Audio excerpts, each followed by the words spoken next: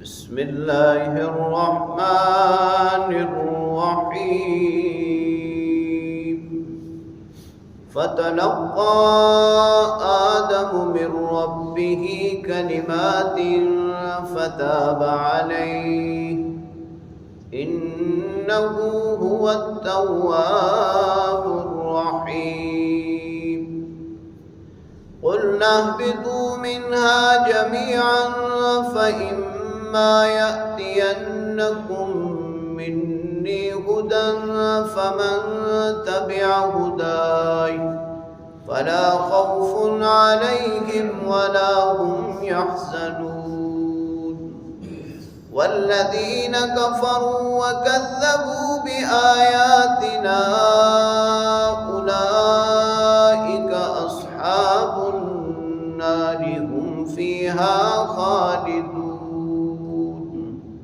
صدق الله وصدق رسوله النبي الكريم۔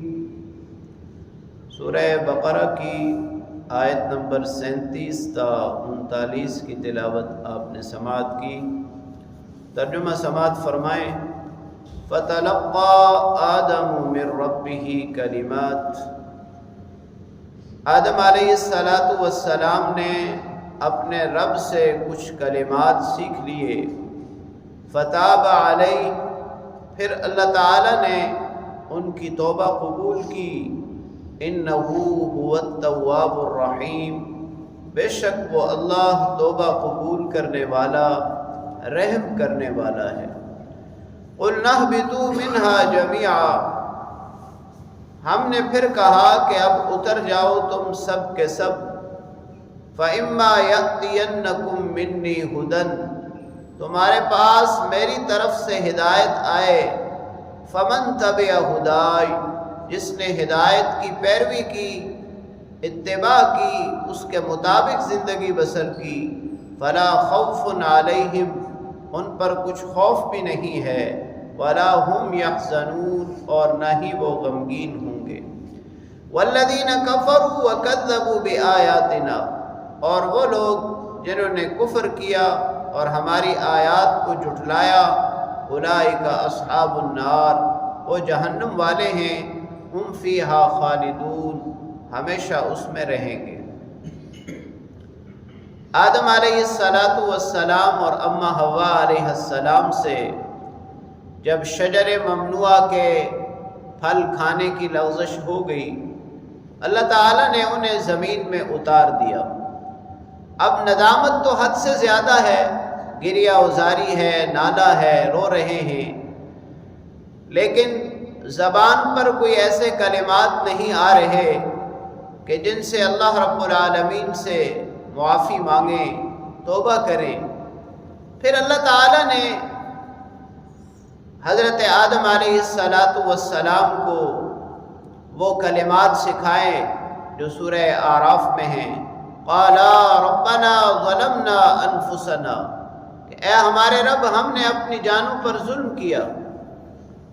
وَإِن لَّمْ تَغْفِرْ لَنَا وَتَرْحَمْنَا، اگر آپ ہمیں بخشیں گے نہیں، ہم پر رحم نہیں کریں گے، لَنَكُونَنَّ مِنَ الْخَاسِرِينَ، تو ہم بھی گھاٹا پانے والوں میں سے ہو جائیں گے۔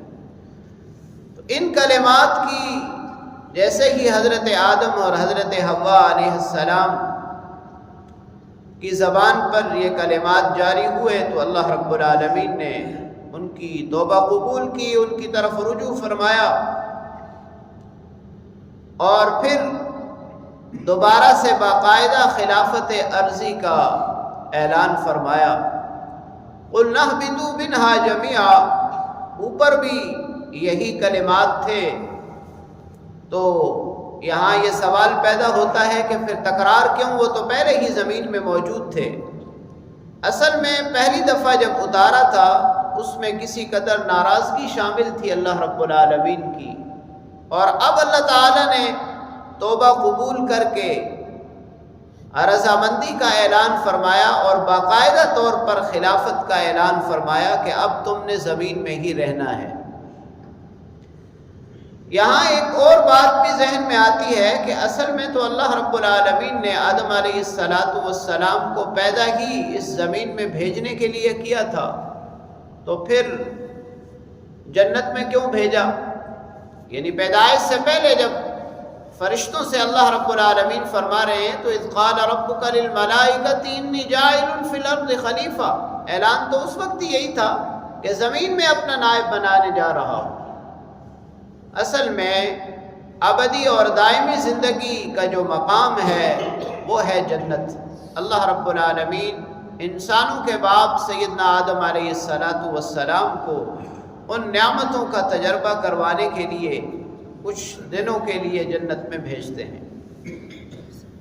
اب توبہ قبول ہو گئی، اللہ کریم نے اصول کا اعلان بھی فرما دیا، جزا و سزا کا اصول ہے کہ میری طرف سے تمہارے پاس ہدایت آئے گی، سلسلہ پیغمبروں کا چلے گا، وحی اترے گی، آسمانی کتابیں اور صحائف آئیں گے، جو لوگ اس کے مطابق زندگی بسر کریں گے انہیں نہ آخرت کا خوف ہے، نہ دنیا میں انہیں کوئی غم اور پریشانی ہو، اور جو انکار کریں گے، آیات کی تکذیب کریں گے، اللہ کے احکام کو ٹھکرائیں گے، ان کے لیے بھی اعلان فرما دیا کہ وہ جہنم والے ہیں، ہمیشہ اس میں رہیں گے۔ اللہ تعالیٰ نے ابتدا ہی میں انسان کو گناہوں سے بچنے کے لیے اور خدا نخواستہ بشری تقاضے کے مطابق گناہ ہو جائے تو اس کے ازالے کے لیے توبہ سکھا دی۔ توبہ اللہ رب العالمین کی طرف سے انسان کے لیے بہت بڑا انعام ہے۔ اور یہاں یہ بات بھی واضح ہو گئی، عیسائی عقیدے کی تردید ہو گئی۔ عیسائیت کا عقیدہ یہ ہے کہ انسان پیدائشی طور پر گناہ گار ہے، اس لیے کہ حضرت آدم علیہ السلام سے لغزش ہوئی، جو بچہ ماں کے پیٹ سے پیدا ہوتا ہے وہ گناہ گار ہوتا ہے۔ اللہ تعالیٰ نے اس کے کفارے کے لیے معاذ اللہ اپنے بیٹے حضرت عیسیٰ علیہ السلام کو بھیجا۔ یہ ان کا عقیدہ ہے عیسائیت کا، تو اس کی بھی تردید اللہ نے فرما دی فتاب علیہ، کہ اللہ نے توبہ قبول فرما لی۔ تو جب انسان کی توبہ قبول ہو جاتی ہے تو وہ بالکل ایسے ہی ہوتا ہے جیسے اس نے خطا کی ہی نہیں۔ اللہ کریم سے دعا ہے اللہ تعالی ہمیں بھی صراط مستقیم پر استقامت نصیب فرمائے، اللہ کی طرف رجوع کی توفیق نصیب فرمائے، اور بشری تقاضے کے مطابق جو غلطی کوتاہی ہو جائے اس پر اللہ فی الفور توبہ کی توفیق نصیب فرمائے۔